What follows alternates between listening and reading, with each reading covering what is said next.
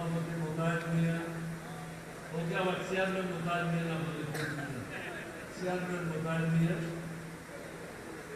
সাধারণ সম্পাদক আখতার আলম, নজরুল সাহেবের বাগিনা আমাদের দলের সাংগঠনিক সম্পাদক আবিদুর রহমান বাবু এবং মঞ্চে উপবিষ্ট উপস্থিত আমার সহকর্মী নেতৃবৃন্দ, নোয়াখালীবাসী, মা বোনেরা, আসসালামু আলাইকুম ওয়া রাহমাতুল্লাহি ওয়া বারাকাতুহু। দীর্ঘক্ষণ যাবৎ আপনারা বক্তব্য শুনেছেন, অনুধাবন করেছেন কিভাবে আমরা আগামীতে সমস্যার সমাধান করব। এই বক্তব্যগুলি এখানে এসেছে। বক্তব্য শুরু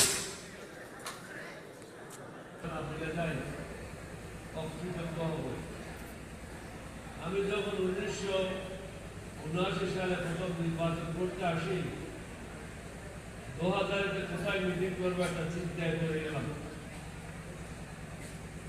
হাজারীবাবু ঘর থেকে বেরিয়ে আসলেন, ওনার প্রয়াত পিতা, উনি আসে বললেন যে আমার উঠানে হবে, অন্য জায়গায় না। ওনার উঠানে আমার নির্বাচনী প্রচারের প্রথম মিটিং ওনার আমার তত্ত্বাবধানে হয়। আজকে আমি আনন্দিত, আমাদের উপজেলার